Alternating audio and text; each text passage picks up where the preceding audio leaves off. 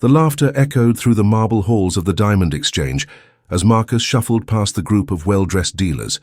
His worn work boots squeaked against the polished floor, and his janitor's uniform hung loose on his thin frame. The men in their expensive suits barely glanced at him as he pushed his cleaning cart toward the next office. "Look at that old fool," one of them whispered, loud enough for Marcus to hear. 30 years in the mines, and what does he have to show? For it? Nothing but calloused hands and a job mopping floors. I heard he still thinks he knows about diamonds, another dealer chuckled, adjusting his Rolex. Yesterday I saw him staring at the display cases like he actually understood what he was looking at. Pathetic, really. "Someone should tell him that scrubbing toilets doesn't make you a gemologist," added a third man, causing another round of cruel laughter. Marcus had heard it all before. The jokes, the sneers, the casual dismissal of a man who had spent decades crawling through underground tunnels, risking his life to extract the very diamonds that made these dealers rich. They saw him as just another invisible worker, someone whose existence only mattered when their trash bins needed emptying or their expensive offices required cleaning. What they didn't know was that Marcus carried more value in the small leather pouch hidden beneath his shirt than most of them would see in their entire careers. The diamond he had discovered in his final week as a miner was extraordinary, a flawless stone that had taken him 5 years to polish to perfection using techniques he had taught himself through painstaking study and countless hours of practice. The B.O. story began 7 years earlier, in the depths of a diamond mine that stretched nearly a mile beneath the Earth's surface. Marcus had been working the night shift, operating heavy machinery in tunnels so narrow that most men had to crawl on their hands and knees. The air was thick with dust, and the constant threat of cave-ins made every shift a gamble with death. But Marcus needed the work. His wife had been battling cancer for 3 years, and the medical bills had consumed every penny of their savings. It was his last week before retirement when Marcus discovered the stone that would change his life. He had been working in an abandoned section of the mine, an area that had been written off by the geologists as played out. Most miners avoided the area because it was dangerous and the ore quality was supposedly poor. But Marcus had noticed something in the rock formations that suggested otherwise. Years of experience had taught him to read the subtle signs that indicated diamond-bearing ore, and this section showed all the right characteristics. He had found it in a forgotten chamber, buried beneath layers of rock and sediment that had protected it for millions of years. When Marcus first pulled it from the earth with his bare hands, scraping away centuries of accumulated debris, it looked like nothing special to an untrained eye. Just another piece of cloudy, grayish stone that would normally be discarded with the rest of the worthless material. But Marcus knew diamonds. His trained eye, honed by 3 decades of separating precious stones from worthless rock, recognized the telltale signs of a rough diamond with incredible potential. The stone was massive, roughly the size of a golf ball, but its true value lay not in its size, but in its internal structure. Through the cloudy exterior, Marcus could see hints of perfect clarity. The crystal formation was exceptional, with no visible inclusions or flaws that would compromise its brilliance once properly cut. This wasn't just a large diamond, it was potentially a perfect one. The mine foreman had barely looked at it when Marcus showed him the find the next morning. "Take it if you want," he had said with a dismissive wave, not even bothering to examine the stone properly. "Probably worthless, but consider it your retirement gift. After 30 years down there, you've earned the right to take home a souvenir." The other miners had laughed when they heard about Marcus's find. They gathered around his locker as he carefully wrapped the stone in an old cloth, making jokes about the crazy old man who thought he had struck it rich on his last day. "Marcus thinks he's found the next Hope Diamond," one of them called out, causing uproarious laughter throughout the changing room. "Better call the newspapers," another miner added sarcastically. "We've got ourselves a millionaire here." "Don't spend it all in one place," came yet another mocking voice. But Marcus wasn't bothered by their ridicule. That night in his small room at the mining company dormitory, he examined the stone under a magnifying glass by the light of a kerosene lamp. What he saw took his breath away and confirmed his initial assessment. The internal structure was absolutely perfect, with no inclusions or flaws that would compromise its brilliance. The crystal formation suggested it could yield a stone of exceptional size and quality, potentially one of the finest diamonds ever discovered. However, Marcus faced an immediate and seemingly insurmountable problem. He had no money to pay for professional cutting and polishing. His miner's wages had barely covered his basic needs, and his wife's medical expenses and retirement benefits were meager at best. The few $1,000s he had managed to save would not even cover a consultation with a skilled lapidary, let alone the months of work required to properly cut such a significant stone. Professional diamond cutting was an exclusive and expensive craft, dominated by family workshops in Amsterdam and Antwerp, where techniques were closely guarded, secrets passed down through generations. The cost of having his stone properly cut could easily run into tens of thousands of dollars, money that Marcus simply didn't have and had no realistic prospect of obtaining. That's when Marcus made a decision that seemed impossible to most people, but felt natural to him. He would learn to cut and polish the diamond himself. It was an audacious plan, considering that master diamond cutters typically served 7-year apprenticeships before being trusted with valuable stones. But Marcus had advantages that he was only beginning to understand.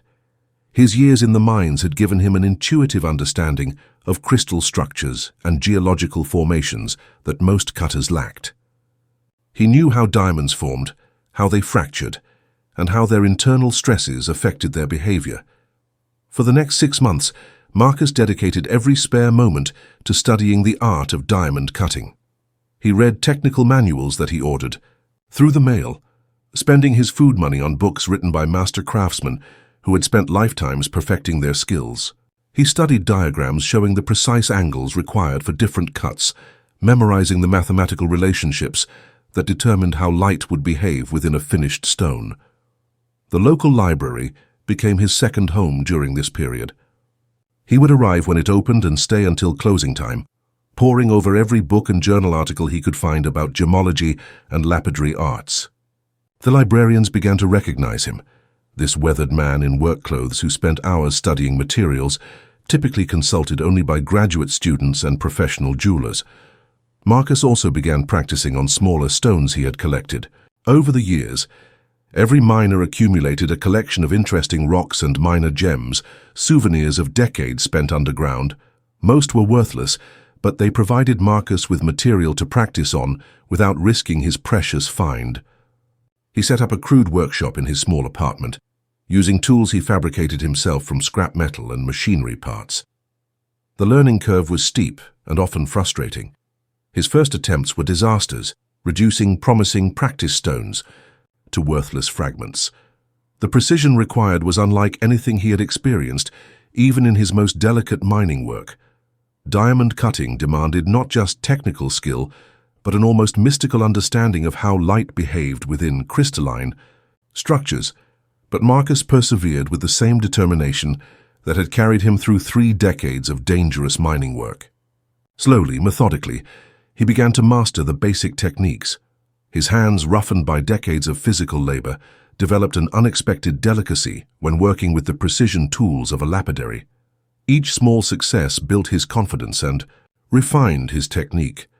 After 18 months of intensive study and practice, Marcus felt ready to begin work on his masterpiece.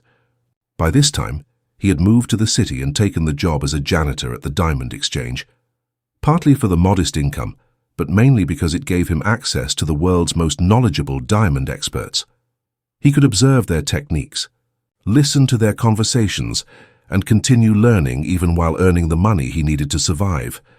The transformation of the rough stone began in Marcus's tiny basement workshop, a space he had carefully prepared with proper lighting and ventilation.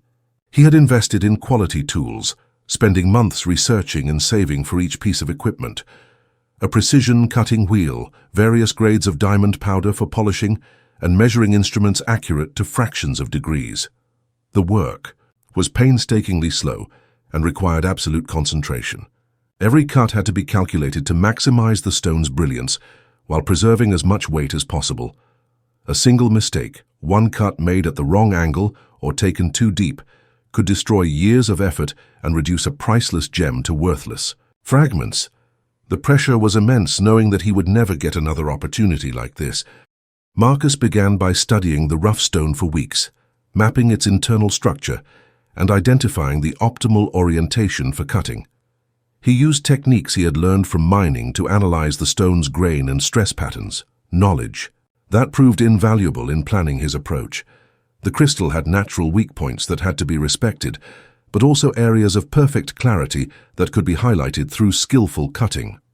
The initial shaping took 3 months of careful work. Marcus would spend hours making microscopic adjustments, removing tiny amounts of material with each pass of the cutting wheel. He developed a routine of working for exactly 2 hours each evening after his janitorial shift, never longer because fatigue could lead to costly mistakes. Progress was measured in fractions of millimeters, but gradually the stone began to take shape. As the work progressed, Marcus made subtle modifications to the traditional brilliant cut design. His intimate knowledge of this particular stone's internal structure allowed him to optimize the facet angles in ways that enhanced its optical properties beyond what standard cutting patterns could achieve. He increased the crown angle slightly to improve scintillation and adjusted the pavilion depth to maximize light return. These were advanced techniques that most professional cutters would hesitate to attempt, but Marcus's unique combination of mining experience and self-taught expertise guided his decisions. The faceting stage required another 6 months of meticulous work. Each of the 58 facets had to be cut at precisely the right angle and polished to mirror perfection. Marcus worked with increasingly fine grades of diamond powder, progressing from coarse cutting compound to the finest polishing paste available. The process was repetitive and demanding, requiring absolute consistency and pressure and technique. During this period, Marcus's colleagues at the Diamond Exchange began to notice changes in him. Despite working the night shift as a janitor, he seemed to possess an encyclopedic knowledge of diamonds and cutting techniques. When dealers left technical journals and trade publications on their desks, Marcus would read them during his cleaning rounds, absorbing information with the hunger of a true student. "That old janitor sure seems interested in our business," one dealer mentioned to his colleague. "Yesterday I caught him examining the stones in the display case with a jeweler's loupe." "Where does a janitor get a jeweler's loupe?" "Probably thinks he knows something about diamonds from his mining days," came the dismissive reply. "These old miners always think they're experts. It's kind of sad, really." But Marcus wasn't delusional. He was simply continuing his education, learning about market values, consumer preferences, and the subtle factors that determined a diamond's worth beyond its basic technical specifications. This knowledge would prove crucial when the time came to reveal his masterpiece to the world. The final polishing stage was the most critical and nerve-wracking phase of the entire process. Using the finest diamond paste and working each facet by hand, Marcus brought the stone to mirror perfection. Each surface had to be flawless, free from even microscopic scratches that would diminish the diamond's brilliance. The work required perfect lighting and absolute steadiness of hand. A single tremor or moment of inattention could mar a surface that had taken weeks to perfect. After 2 years of patient, careful work, the transformation was complete. The rough stone Marcus had pulled from the earth had become a perfect 58-carat brilliant cut diamond, with proportions so precise that it seemed to generate its own light. The clarity was flawless, graded at the highest level possible. The color was a perfect D grade, completely colorless and allowing maximum light transmission. The cut quality exceeded even the most stringent professional standards. Most remarkably, Marcus's modifications to the traditional brilliant cut had created a stone with exceptional fire and brilliance. The diamond didn't just reflect light, it seemed to amplify it, creating a display of spectral colors that was mesmerizing to observe. Professional cutters would later analyze the stone and marvel at the mathematical precision of its proportions and the innovative approaches Marcus had used to enhance its optical properties. But creating a masterpiece was only half the challenge Marcus faced. Now he had to find a way to convince the diamond world that a retired miner and current janitor had produced work of unprecedented quality. His attempts to interest local jewelers had been met with skepticism and outright ridicule. They looked at his work clothes and weathered appearance, and assumed he was either delusional or trying to pass off a fake stone. "Sir, I appreciate you bringing this to us," one jewelry store manager had said diplomatically, barely glancing at the stone Marcus offered for evaluation. "But we only deal with certified stones from recognized cutting houses. I'm sure this feels very meaningful to you personally, but it's not something we could consider for our inventory." Another jeweler had been less tactful. "Look, friend, I don't know where you got this piece of glass, but you can't fool me with costume jewelry. Why don't you try the pawn shops? They might give you a few dollars for it." The dismissals were painful but not unexpected. Marcus understood that his appearance and background worked against him in an industry where reputation and connections meant everything. He needed a different approach, a way to get his work in front of someone who could recognize quality, regardless of who was presenting it. That's when Marcus learned about Victor Rothschild, the legendary diamond billionaire whose family had dominated the industry for 4 generations. Rothschild was known throughout the diamond world, not just for his business acumen, but for his encyclopedic knowledge of precious stones and his ability to spot exceptional quality instantly. Stories circulated about his legendary eye for diamonds, his ability to assess a stone's value and quality from across a room. More importantly, Rothschild had a reputation for fairness and for recognizing talent wherever it came from. He had discovered several master cutters working in obscurity and had built his empire partly by identifying undervalued stones and overlooked craftsmen. If anyone could see past Marcus's humble circumstances to appreciate the quality of his work, it would be Victor Rothschild. The opportunity Marcus had been waiting for came during one of Rothschild's rare visits to personally inspect inventory at the exchange. The billionaire was known for these surprise appearances, where he would examine stones with a jeweler's loupe and make instant decisions about acquisitions worth millions of dollars. Marcus had observed these sessions from a distance while performing his janitorial duties, watching in fascination as Rothschild handled diamonds with the reverence of a priest blessing sacred relics. On this particular evening, Rothschild was examining a selection of exceptional stones that had been laid out on black velvet in the main showroom. The diamonds represented some of the finest examples currently available on the market, stones worth millions of dollars that would eventually find their way into the most exclusive jewelry collections in the world. A group of dealers and investors had gathered to observe the master at work, hoping to catch some insight from his evaluation process that might inform their own purchasing decisions.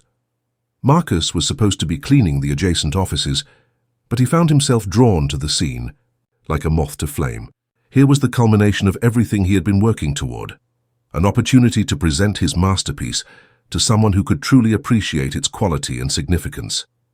The diamonds on display were magnificent by any standard, some of the finest stones Marcus had ever seen outside of museum collections. Rothschild moved among them with practiced efficiency, his trained eye assessing each one in seconds. His comments were brief but insightful, revealing a depth of knowledge that impressed even the experienced dealers present. "This one has excellent color, but the cut is slightly off," he said, examining a 30-carat emerald cut with his jeweler's loupe. "The pavilion angle reduces the brilliance by at least 15%. Good stone, poor execution." The cutter didn't understand the rough. Another stone drew a more positive response. "Beautiful work here." The cutter understood the crystal structure and maximized both size and brilliance. This is what separates true craftsmen from mere technicians. Notice how the crown angles work with the pavilion to create maximum light return without sacrificing fire. A third diamond, a 25-carat pear shape, received measured criticism. Technically competent, but uninspired. The proportions follow. The textbook exactly, but there's no innovation, no attempt to optimize the cut for this particular stone's unique characteristics. It's good work, but not great work. Marcus felt his heart racing as he listened to Rothschild's analysis.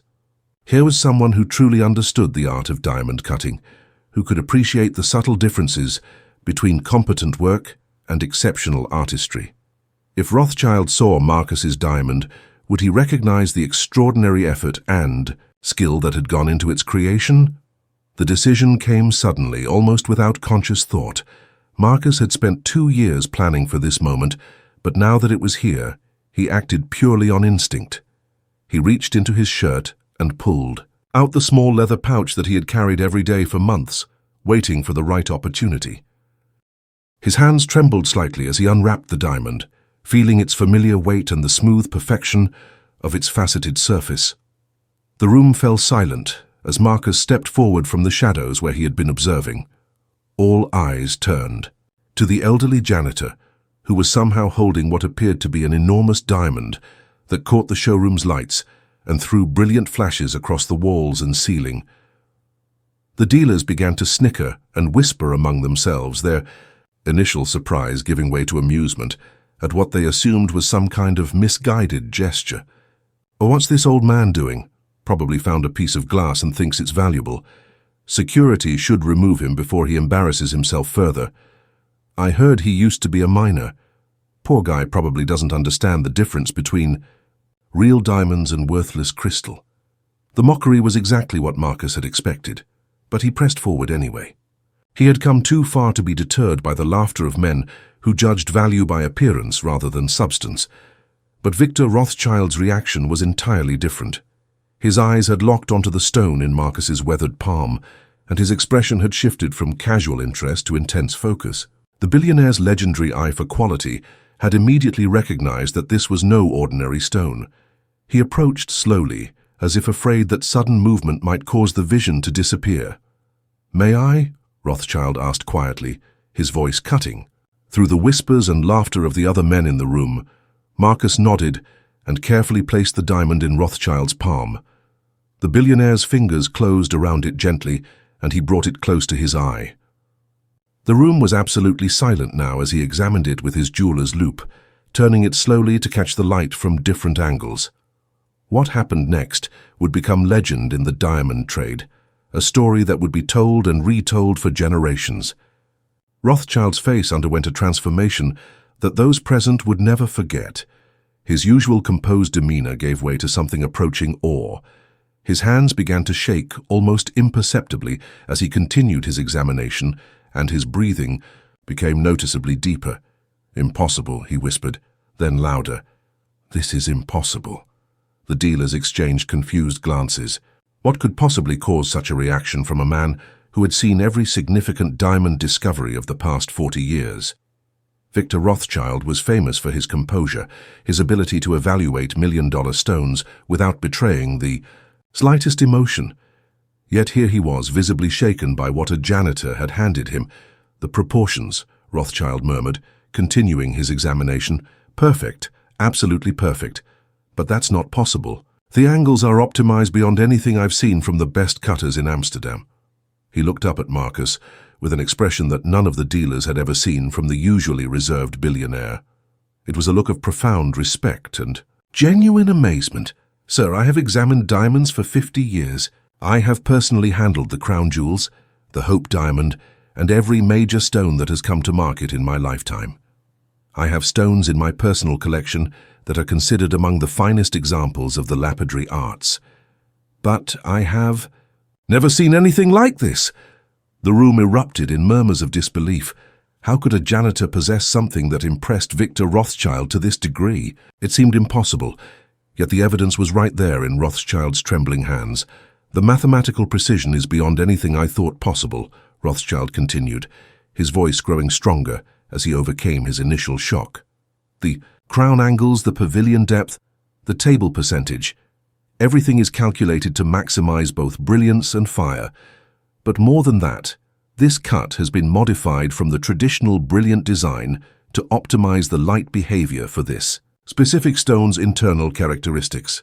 He held the diamond up to catch the overhead lights, and the entire room gasped in unison.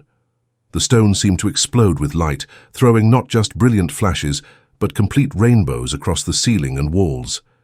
It was as if someone had captured a piece of the sun itself and contained it within the crystalline structure.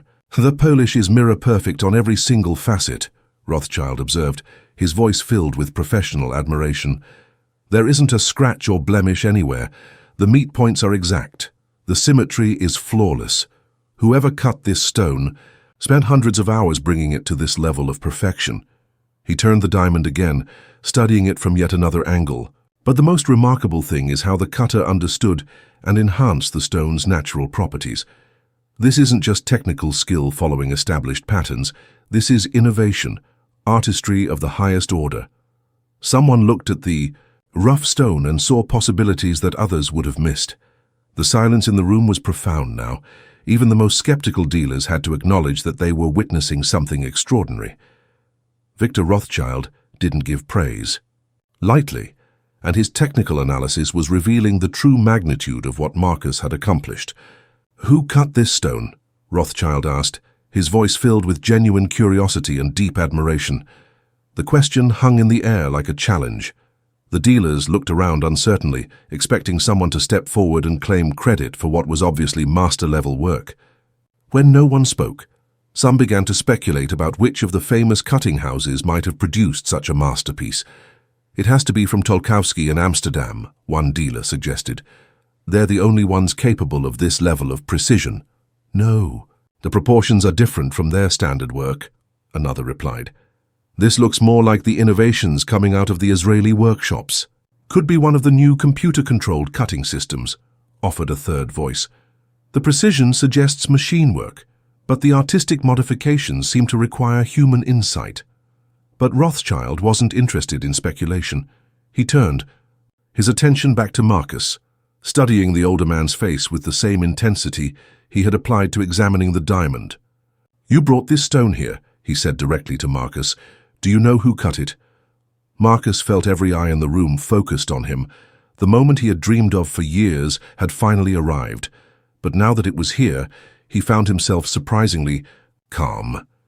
He thought of all the nights spent hunched over his workbench in the basement, all the careful calculations, all the doubt and uncertainty.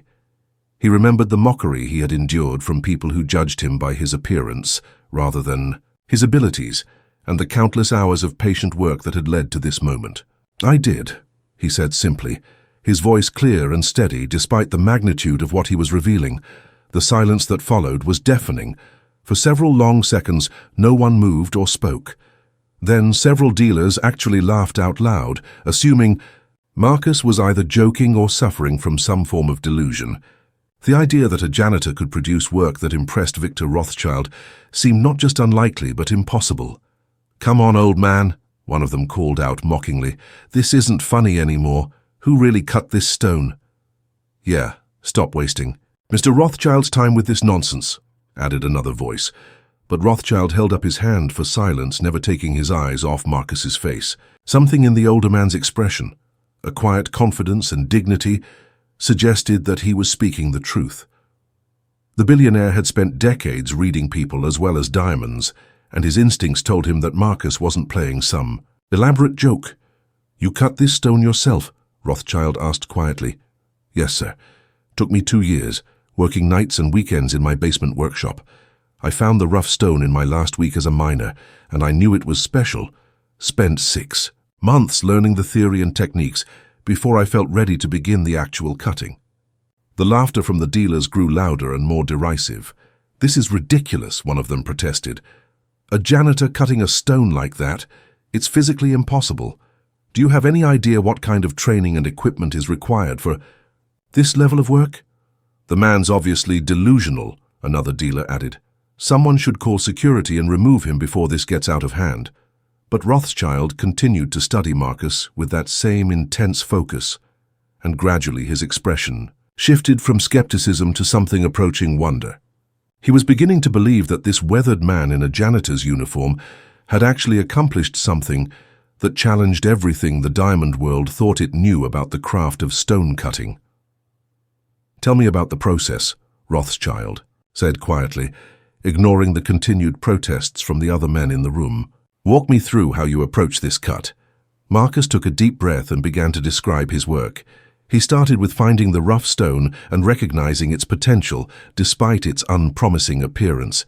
He explained how he had studied the internal structure for weeks before making his first cut, mapping the crystal's grain and stress patterns, using knowledge gained from decades of mining experience. "The crystal had natural fault lines that had to be respected," Marcus explained, his voice gaining confidence as he spoke about his expertise. But it also had areas of perfect clarity that could be highlighted through careful facet placement. I spent 3 months just planning the cut, before I made the first incision. As Marcus continued his explanation, describing the mathematical relationships between crown angles and pavilion depths, the laughter in the room gradually died away. His technical knowledge was clearly authentic and sophisticated, far beyond what any casual observer would possess. The dealers found themselves listening despite their skepticism. The standard brilliant cut calls for a crown angle of 34 degrees, Marcus continued, but this particular crystal structure responded better to 34.5 degrees. It increases the scintillation without sacrificing brilliance, and it optimizes the light path through the pavilion. Rothschild nodded slowly, his expression showing growing amazement. These weren't the words of someone pretending to knowledge he didn't possess. This was the analysis of a true craftsman, explaining the subtleties of his art with the precision of a master. Marcus then described how he deepened the pavilion slightly, adjusted the lower girdle facets, and polished each surface by hand with diamond powder until it reached mirror-like perfection. He spoke not with arrogance but with quiet certainty, as though each detail had been engraved into his memory through years of practice and study. The silence in the room was complete. What had begun as laughter and doubt quickly turned into awe for the first time. Many of the seasoned dealers realized they were in the presence of a man whose vision exceeded even their most experienced cutters. They leaned forward, not wanting to miss a word. Some discreetly raised their phones, capturing what they understood might one day be remembered as a historic turning point in the diamond trade. Rothschild, visibly moved, declared Marcus one of the greatest lapidary artists of his generation, surpassing even the most celebrated masters of Amsterdam and Antwerp. In his voice there was no exaggeration, only a reverence born of decades in the industry. He explained to the stunned room that Marcus's approach represented something rare, not just technical precision, but innovation that advanced the art form itself. Then came the offer. Not merely a fortune for the diamond, though the sum he named drew audible gasps. Rothschild wanted more than to buy a stone. He wanted to buy into the man's vision. "I would like you at my side," he said, "not as an employee, but as a partner. Together, we can bring artistry like this to the world." The atmosphere shifted again, this time permanently. Men who had dismissed Marcus as a nobody now realized they had been witnesses to a revelation. From invisible janitor to partner of Victor Rothschild in one evening, it was the kind of transformation that legends are built on. As Marcus walked out of the exchange, no longer pushing a cleaning cart but carrying both wealth and respect, his life had changed forever. He held in his hands not just financial freedom, but the acknowledgement of the highest authority in his field. The dealers watched him go, some with envy, others with admiration, all knowing they had underestimated him. For Marcus, it wasn't the money that mattered most. It was the recognition that years of hard work in silence, years of being overlooked and ridiculed, had finally been vindicated. His journey proved that brilliance is not about birth or status, but about vision, patience, and the courage to let talent shine. The question who polished this had unlocked more than just curiosity. It had unlocked his destiny. From laughter to reverence, from invisibility to immortality, Marcus had become what few ever dared to dream, not just a cutter of stones, but a master whose work would influence generations to come. His triumph was proof that greatness often hides in plain sight, waiting for one moment, one question, one chance to reveal itself.